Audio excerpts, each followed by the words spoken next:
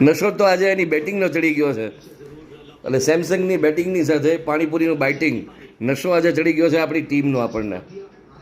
હે guys, welcome to the vlog. I hope you guys are doing great. પાણીપુરીનો programme તો અનાયાસે બની ગયો આજે મેચની સાથે સાથે, પણ મેચમાં ખરેખર પાણીપુરી મોઢામાં નાખી પહેલાં તો આમ અવાજ ફાટી જાય છે, વાહ સિક્સ બાઉન્ડ્રી. પછી તો એ લોકો વાઇડ ઉપર વાઇડ એટલા નાખે છે તો એમાં હસવું આવે છે. પાણીપુરી મોઢામાંથી પેટમાં જાતી જ નથી યાર, તરત પાછી બહાર નીકળી જાય. પહેલાં સિક્સ પડી જ ને રાળો પાડી લો એમ. તો આજે પાણીપુરીની સાથે પણ જબરું બકડજંત્ર થઈ ગયું છે. એ પહેલાં હું આજે એક જગ્યાએ રાજકોટમાં ઠેચા વડાપાઉંનો એક મસ્ત વિડીયો બનાવ્યો હતો. તો ઠેચા ચટણીનું શૂટિંગ તો મેં કર્યું, પણ અહીંયા ઠેચા ચટણી લાગી ગઈ છે પછી ન્યૂઝીલેન્ડના બેટ્સમેનોને, એના બેટરોને. તો પહેલાં તમને હું ત્યાંનો વિડીયો દેખાડું. એનું પણ એક સરસ પેલું શું કહેવાય, તેનું મહારાષ્ટ્રીયન ઝાયકાનું કોમ્બિનેશન છે. અને પછી આપણે કંઈક મેચ સાથે મેચ વિશે વાત કરીશું, કારણ કે આજનો મેચ પણ બહુ ઇન્ટરેસ્ટિંગ છે. રાજકોટમાં બહુ બધા લોકો અમારી પાછળની સોસાયટીમાં તો ઢોલ નગારા બોલાવી લીધા છે, એક સિક્સની સાથે ધબધબાટી બોલે છે. આ વખતે મોટાભાગના તબલાવાળા અને ઢોલવાળાઓ જે કમાઈ ગયા છે, તબલાવાળા કરતાં ઢોલકવાળા જે છે એ કમાઈ ગયા છે. અને ઘણા બધા લોકો તો પોતાના ફ્લેટ્સ છે ને, હાઈ રાઇઝ સોસાયટી, એ લોકો તો ત્યાં ડિનર પાર્ટી પણ ગોઠવી દીધી છે. એટલે સમજુ સેમસંગ ઉપર તો પહેલાંથી એ સેમસંગ ઉપર ભરોસો હતો જ કે આ મેચ જીતાડશે. હવે જીતે કે હારે એ તો પછીની વાત છે, પણ આજે રાત્રે 11 વાગ્યા સુધી તો કોઈ સ્ક્રીન પાસેથી હલવાના નથી. તો આપણે પણ પ્રોગ્રામ ફિક્સ છે. તમારો પ્રોગ્રામ શું છે કમેન્ટમાં કહેતા જજો. એ પહેલાં હું તમને રાજકોટનો એ મહારાષ્ટ્રીયન ઝાયકો છે એનું આજે શૂટ કર્યું છે એનું તમને થોડું વ્લોગમાં બતાવી દઉં. લેટ્સ.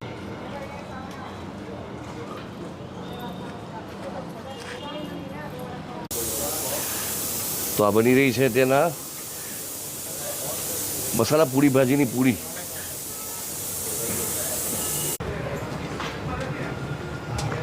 તો આ છે ઠેચા ચટણી, આ તળેલી હશે વડા, અને ત્યાં સામે લાગી ગયું છે પાઉં.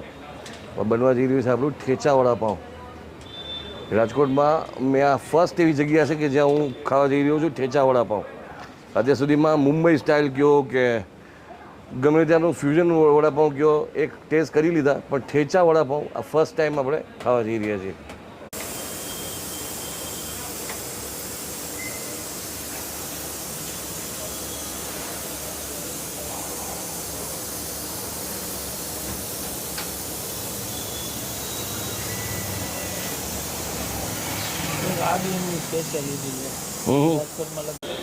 હે guys, welcome to the vlog. I hope you guys are doing great. અને પહેલાં તો આજે વ્લોગમાં એક એવી વ્યક્તિ સાથે મુલાકાત કરાવું કે જેની સાથે આમ જુઓ ને તો કનેક્શન રેડિયોના સમયનું છે. એને ખાલી મને સાંભળ્યો હતો અને મેં પણ ખાલી એને સાંભળ્યો હતો, અને પછી ઓળખાણ થઈ. કારણ કે રેડિયોની દુનિયામાં અમારે એક સૌથી મહત્ત્વનું એલિમેન્ટ હતું ટ્રાફિક બીટ.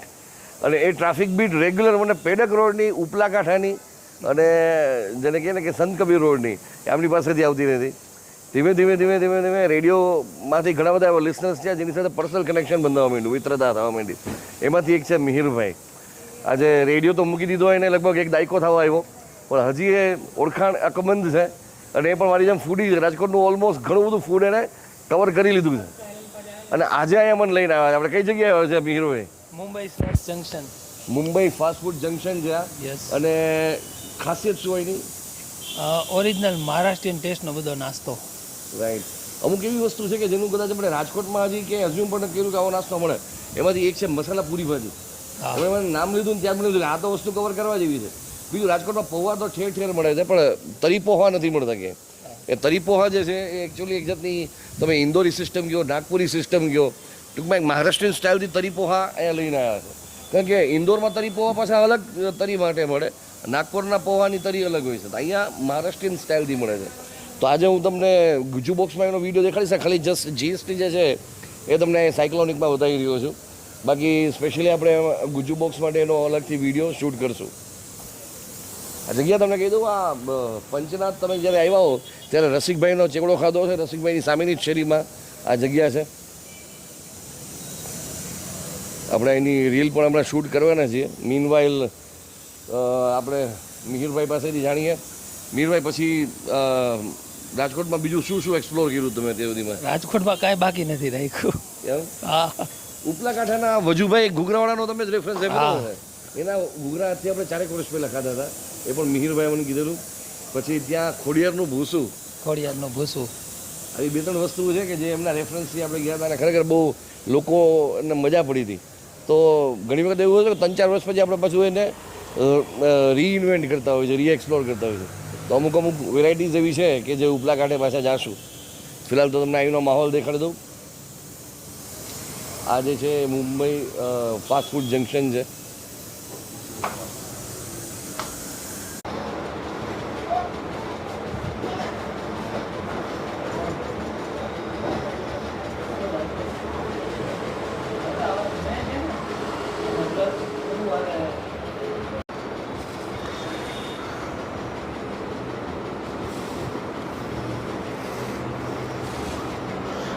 આ મારો ફર્સ્ટ એક્સપિરિયન્સ હોય. અચ્છા હા, એક પાણીની બોટલ રાખી દઉં નાની 10 વાર.